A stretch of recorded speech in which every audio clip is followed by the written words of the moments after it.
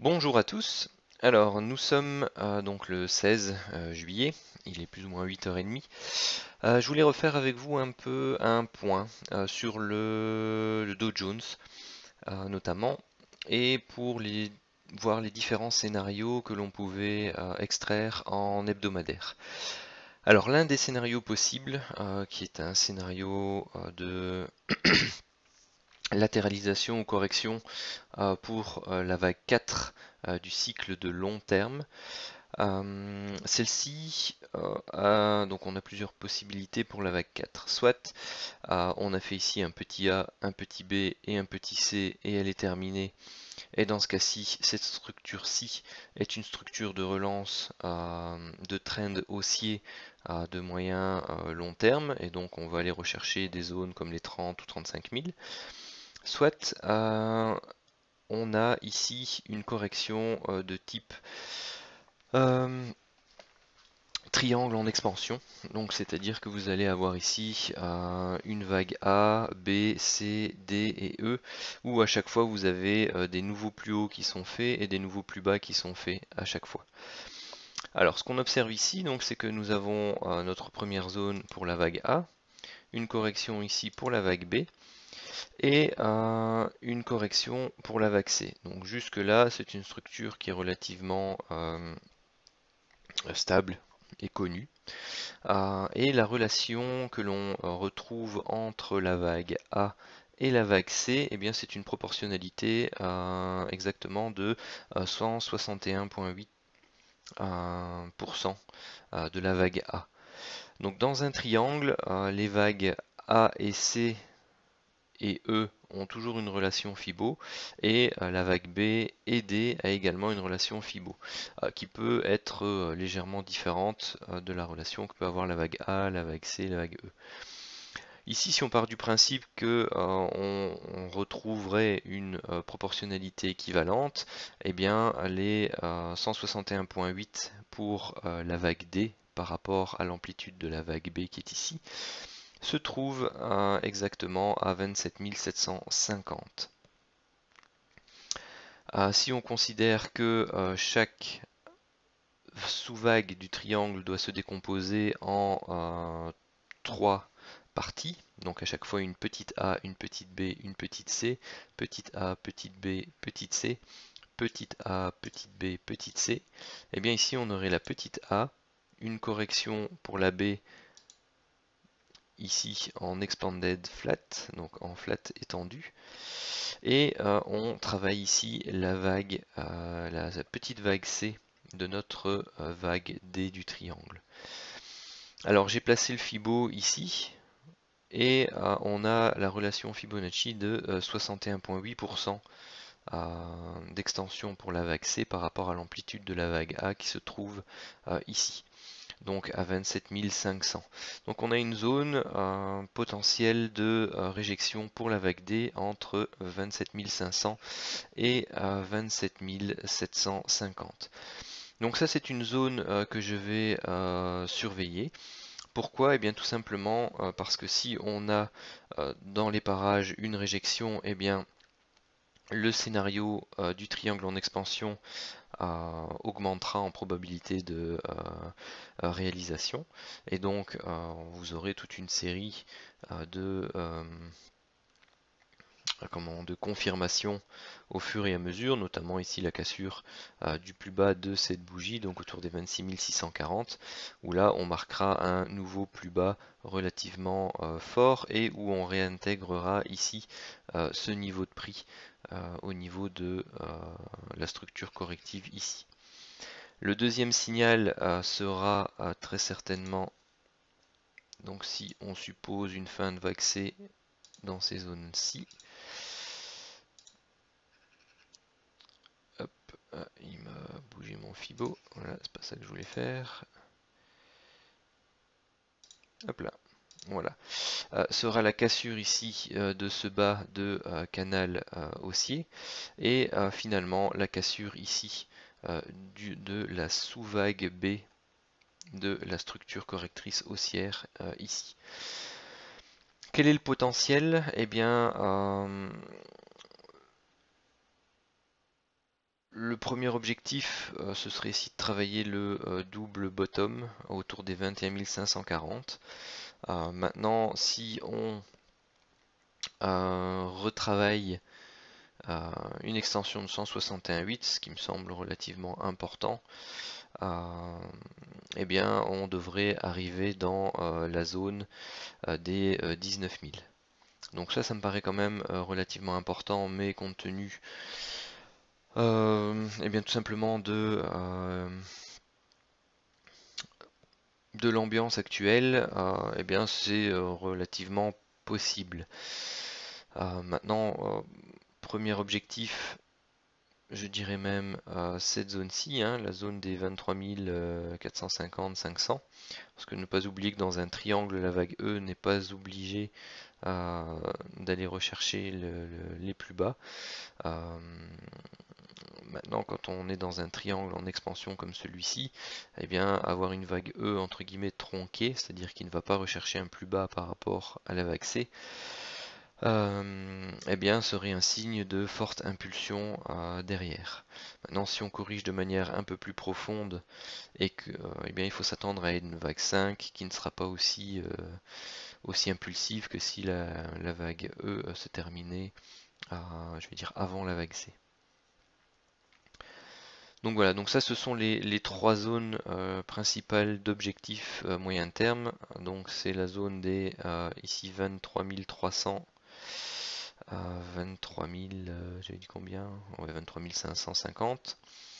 Le double bottom ici sur les 21 540 et une des zones FIBO, donc par exemple celle-ci, donc ici avec une correspondance au niveau chartiste autour des 20 300 et ensuite 19 000. Donc ça c'est pour la configuration de la vague 4 du cycle de long terme en triangle en expansion.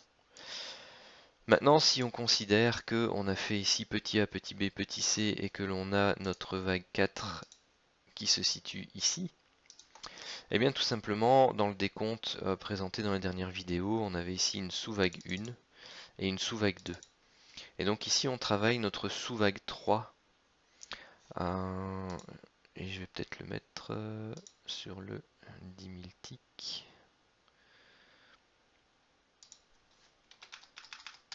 Parce que c'est là que se trouve le décompte. Voilà. Donc vous voyez, donc c'est là. Je vais... Bon.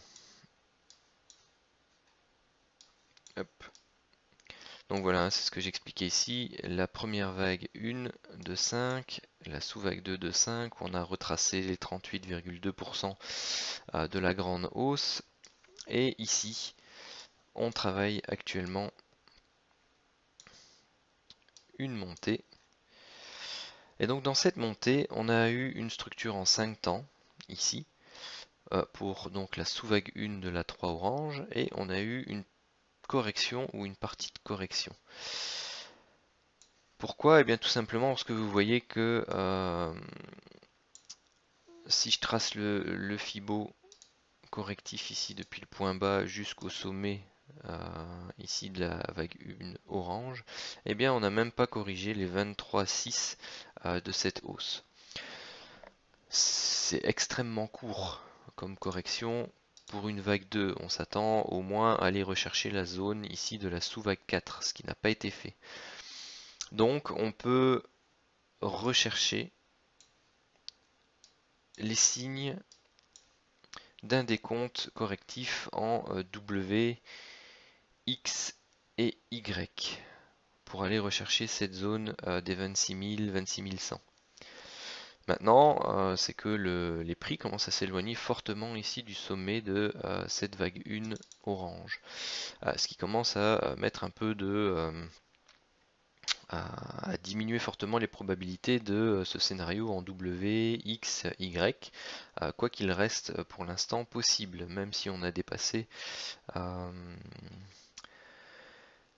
des zones relativement importantes. Donc on a combien d'écart? 26 900, on a quasi 500 points d'écart entre ce sommet-ci et ce sommet-là. Euh, donc généralement on recherche également une proportionnalité entre l'écart fait en haut pour aller le rechercher en bas. Si on doit aller rechercher 500 points d'écart en bas, vous voyez, on est autour des 26 000. Donc pour l'instant, ça reste quelque chose de plausible, mais il ne faut pas que ça tarde à se réaliser, sinon ça va devenir compliqué. L'autre scénario, c'est que, eh bien, tout simplement, on a fait la correction de vague 2. Et comme elle est très peu profonde et très courte aussi, eh bien, ça va impliquer derrière une impulsion relativement forte. Ce qui est aussi un peu difficile entre guillemets à imaginer. Pourquoi? Parce que bah voilà, on a du mal à voir le Dow Jones dans les conditions actuelles exploser à la hausse. Même si voilà, il y a des éléments qui tendent à soutenir le marché, même si ces éléments ne sont pas forcément rationnels, et eh bien tout simplement c'est la structure de prix qui doit guider euh, notre vue du marché et pas les news ou ce genre de choses. Donc en Elliott, on ne tient absolument pas compte euh, de l'actualité, des nouvelles, de la macro, ce genre de choses. On analyse vraiment la structure des prix et en fonction de la structure des prix et des scénarios possibles, on établit des probabilités de réalisation, des points d'invalidation, des points de confirmation et des zones de prise de position et forcément nos zones de stop qui correspondent à nos zones d'invalidation. Donc actuellement, eh bien, on peut très bien avoir ici une première vague 1, écrite en bleu ici, une correction en 3 temps pour la vague 2, donc c'est pour ça que j'ai marqué ici alternative, et ici on part pour une vague 3. Ce qui est intéressant dans la structure de prix actuelle, c'est la pente qu'est en train de prendre cette vague-ci. Donc c'est une pente qui est plus forte que celle-ci, et en termes d'extension Fibonacci, eh bien nous sommes déjà à 123,6%. Donc si on continue à grimper et qu'on arrive dans cette zone ici de résistance, mais qu'on atteint les 161,8, avec un écart relativement important par rapport au sommet ici de la vague 1 orange, eh bien il y aura peut-être une latéralisation, mais on n'aura peut-être pas le signal baissier validé. C'est-à-dire qu'on pourra avoir une correction, tout le monde va penser que ça y est, on rentre dans la zone, on va se taper la correction que tout le monde attend, et en fait non, le marché va juste latéraliser et puis hop, repartir de plus belle à la hausse. Il faudra faire attention à ça. La deuxième chose, c'est que si ça se produit, donc il y a plus de chances que cette structure-ci coïncide avec une vague 3 en extension et donc elle atteint les 161,8-200%. Donc ce sont vraiment les extensions pour une vague 3 en plus de l'orientation de la pente des prix. Maintenant si on atteint cette zone et qu'on vient directement réintégrer la zone ici de la vague 1, et bien ça viendra confirmer que on a bien fait une vague W et une vague X avec une sous-vague C entre parenthèses relativement étendue. Et donc vous voyez que actuellement, eh bien, la structure de prix n'est pas si évidente que ça en termes Elliott. Pourquoi? Parce qu'elle ouvre des scénarios opposés avec des probabilités qui pour le moment sont plus ou moins égales. Donc on reste bien entendu. En plus ici, donc vous voyez, j'ai tracé le canal en bleu, donc on a perforé le haut de ce canal 6, qui est généralement plus le signe d'une vague 3. Pourquoi? Parce qu'on sort de la canalisation Elliott et donc on montre que le momentum est impulsif haussier. On peut bien entendu faire un léger pullback dessus et puis repartir plus haut parce que vous voyez ici on a une vague 1, une vague 2, une vague 3, une vague 4, une vague 5 en extension, ou alors on fait un scénario en 1, 2, 1, 2, 3, 4, 5 pour la 3, 4 et 5 pour aller rechercher notre sous des comptes multiples pour la vague 3 entre parenthèses. Donc c'est dans ces moments-là où je sens que j'en ai perdu quelques-uns. Désolé. Mais tout ça pour vous dire que cette jambe haussière peut très bien s'étendre encore jusqu'au 27 750 avant de montrer de véritables signes de faiblesse ou de temporisation. Pour soit repartir de plus belle à la hausse, soit réintégrer le canal, réintégrer cette zone de prix, casser le canal, casser ce point bas-ci. Et là, on a vraiment toute la séquence de confirmation baissière. Remarquez qu'ici, pour l'instant, on travaille aussi en zone de surachat au niveau du RSI. Donc on devrait éventuellement, dans la poursuite, commencer à voir apparaître une divergence sur laquelle donc il faudra porter notre attention. Donc voilà pour le Dow Jones.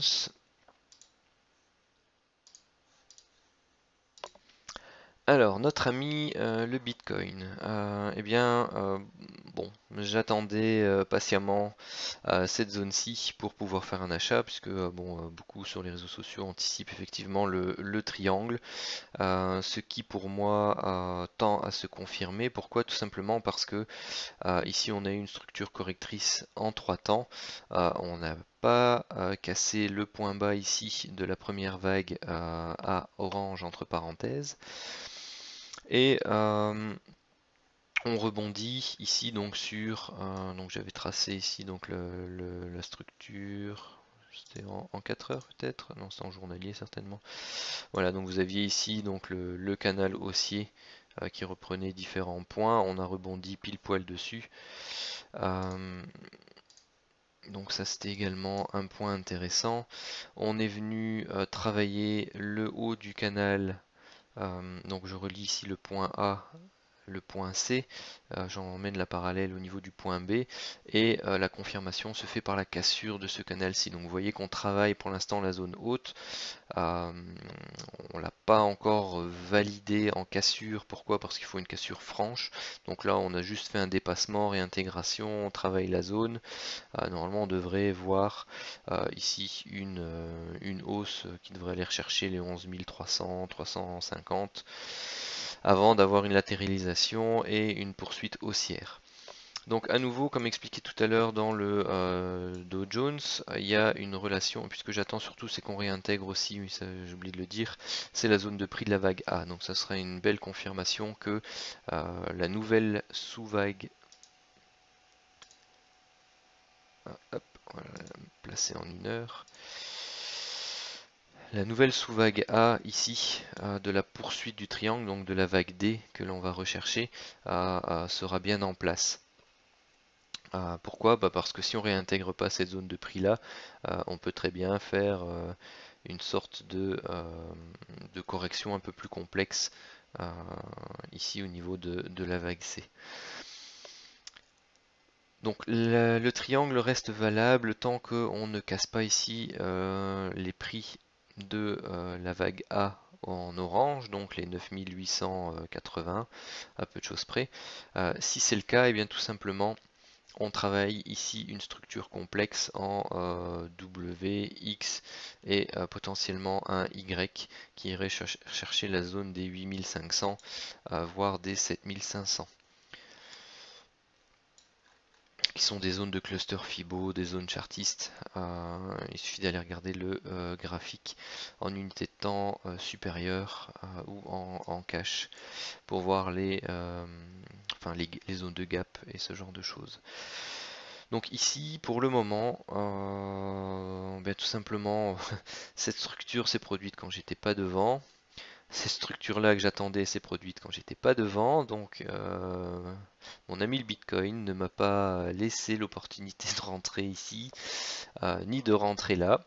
Donc phase suivante, j'attends la fin de la A, la correction de la B, j'essaierai de rentrer sur la B pour choper la sous-vague C ici pour aller rechercher cette zone-ci qui est la zone attendue. Pourquoi? Parce que à nouveau vous avez des relations Fibonacci entre les différentes vagues. La relation ici entre la vague A et la vague C c'est 78,6. Donc ici c'est la zone pour avoir les 78,6 de la vague B. de la vague B qui se trouve là, hein, pardon. Donc voilà, donc moi je m'attends à quelque chose de ce style. Plutôt revenir éventuellement ici, cette zone-là, plutôt un peu pour les 450, c'était un peu mieux au niveau chartiste. Venir retester une zone comme celle-là et aller rechercher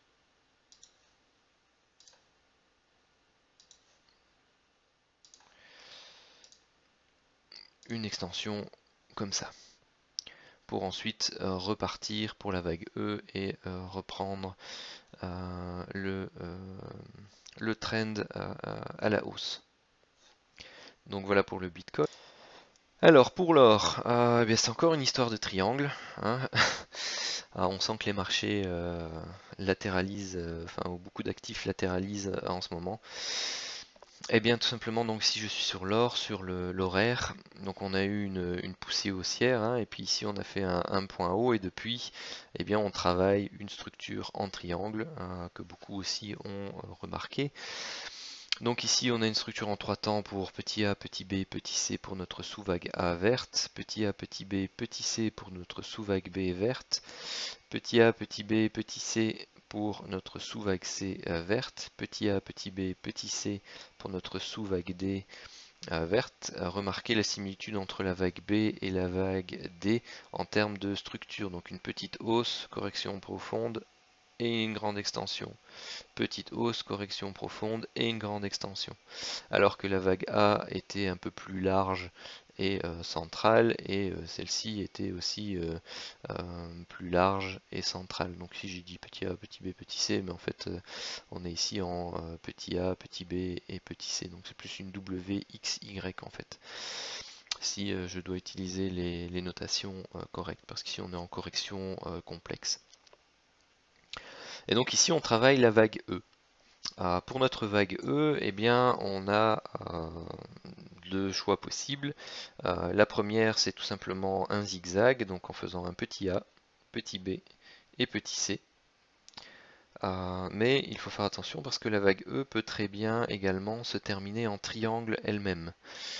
Donc la zone pour une fin en triangle, donc vous voyez bien qu'ici on aurait fait une petite a, petite b, petite c, petite d, et là on travaille la petite e, ou alors elle est déjà faite avec cette mèche là, mais auquel cas on ne doit pas descendre en dessous des 1408 pour valider une vague E du triangle en triangle elle-même. Ah oui, hop, ça c'était pour le 4 heures. Hop. Si ceci est tout simplement une structure en triangle pour la sous-vague B de la vague E, eh bien on a dans ce cas-ci la sous-vague A, un triangle qui fait petit a, petit b, petit c, petit d, petit e, pour ensuite avoir notre sous-vague B et travailler notre vague C et aller rechercher très certainement une zone proche de celle-ci. Donc également la zone de 1398 est une zone qui sera relativement intéressante parce que c'est une zone chartiste. Donc les 1400, 1398, hein, c'est une zone chartiste qui a son poids en termes de réaction. Vous voyez ici le milieu du gap, cette zone-là, cette zone-là, cette zone-là, ici encore un gap, cette zone-là. Donc c'est vraiment la zone des 1400. Le travail autour ne sera pas inintéressant pour essayer de prendre la vague E et retravailler une jambe haussière pour l'or. Donc ici, bon, j'ai déjà pris une petite exposition et dans ce cas-ci, j'ai mis des OC parce que il arrive un moment donné où on en a assez de pas être dedans parce qu'on n'est pas devant les écrans. J'aime pas trop les OC parce qu'à chaque fois que j'en mets, ben, tout simplement, je me fais avoir. Les, les setups envisagés se font invalider, mais alors de façon puissante. Généralement, quand je mets un OC, il est pris et directement il est stoppé sur la même bougie. Donc j'ai jamais de de chance, si on peut dire, avec la position des OC. Mais bon, là, disons que la structure est relativement claire, a de fortes probabilités de se réaliser, donc on va dire que j'ai les probabilités qui sont de mon côté. Donc voilà pour l'or. Alors pour le pétrole, donc ici on a en donné 4 heures. Donc on avait cette correction ici en petit a, petit b, petit c. Et là on avait une structure pour laquelle donc on hésitait donc entre une 1 ou une A, une 2 ou une B, ou 3 ou une C. Et bien tout simplement ici on est allé rechercher déjà un plus haut. Donc pour moi c'est une structure en vague 1, vague 2, vague 3, vague 4. Et on travaille ici la dernière impulsion pour la vague 5. Pour moi il doit rester encore un peu de bidouillage un peu à la hausse, mais pas énormément. Donc aller rechercher une zone chartiste comme les 62, 50, 63 est pas exclu avant d'entamer une petite correction en 3 temps et de repartir à la hausse. Donc voilà un peu ce que je reste en observation entre guillemets, donc voilà un peu ce que je vais observer ou chercher sur le WTI. Maintenant, si on vient à casser fortement ici cette zone-ci, bon ben, on va attendre que le marché donne une structure de prix relativement claire, parce qu'on peut très bien dans ce cas-ci avoir fait un petit A, un petit B, un petit C, travailler une sous-vague A, une sous-vague B et une sous-vague C pour un, donc un A entre parenthèses, un B entre parenthèses et aller rechercher un C entre parenthèses un peu plus haut. Donc on peut avoir ici au milieu une correction en flat en expansion. Et donc ça c'est un scénario qui est également à surveiller et dont il faut tenir compte. Alors le GBPNZD, donc en vue journalière, donc ici il vient de tester son bas de canal, un bas de canal hebdomadaire de long terme. Donc on va voir un peu la réaction qu'il aura dessus. Il est dans une structure où on a une forte baisse, une correction, et ici donc on a une séquence en 1, 2, 3, 4 et on travaille la 5. Donc pour la poursuite d'une structure, donc ici avec les pointillés, éventuellement en triangle. Bon après il n'est pas exclu que l'on aille travailler ce schéma en au moins A, B et C et qu'on aille rechercher donc cette zone de prix ici autour des 1,76, 1,75. Maintenant après donc il faudra voir un peu l'évolution des prix sur cette zone-ci et dans des unités de temps inférieures. Si on vient à casser on va dire ce canal baissier que je vais tracer ici en vert, donc si on vient par exemple à rebondir dessus mais à casser par le haut ce canal vert, à s'en extraire, à buter ici, à rebondir là et à repartir, eh bien on aura même formé ici une sorte de ETEI inversé et on aura notre signal de retournement pour aller rechercher les zones hautes ici autour des 1,96, 1,97. L'euro NZD en vue journalière, eh bien tout simplement pour l'instant, il confirme un peu son momentum baissier. Donc ici on a toujours notre 1, 2, 3, 4. J'attends ici la réaction sur cette zone de prix, voire celle-ci. Donc 1,65-60 à 1,67 pour avoir notre première sous-vague 1, une correction en 3 temps pour notre sous-vague 2 et pour partir ensuite de manière un peu plus impulsive pour notre vague 3. Le dollar index, eh bien, pour l'instant, il agit comme prévu, c'est-à-dire qu'il a rebondi ici, enfin sur cette zone-là, il est venu casser son canal baissier, mais pour l'instant, il n'a pas encore fait de plus haut. Donc là, il temporise un peu. Moi, j'attends un rebond pour aller rechercher ici la zone des 98. qui marquerait donc potentiellement la fin d'une diagonale pas très convergente, hein, de terminaison pour une correction un peu plus moyen long terme du dollar. Et pour terminer, donc l'USD MXN, donc la vue journalière ici en triangle, donc ça aurait été la vidéo des triangles. Donc tout simplement, on a notre grande baisse qui fait une grande vague A correctrice, et puis on a notre vague B qui semble vouloir corriger sous la forme d'un triangle, où pour l'instant on a la sous-vague A, sous-vague B, sous-vague C, sous-vague D, et logiquement notre sous-vague E. Alors c'est la structure de prix ici qui va nous intéresser, donc on a potentiellement une sous-vague 1 qui s'est terminée ici, ou ici. Donc maintenant on attend la structure de prix suivante. Donc pourquoi je dis ici ou ici? Eh bien tout simplement parce qu'on peut très bien avoir fait ici 1, 2, 3, 4 et 5 pour avoir la vague 1 ici, ce qui me semble le plus plausible, hein, parce qu'ici on a quand même une structure en 1, 2, 3, 4 et 5 temps.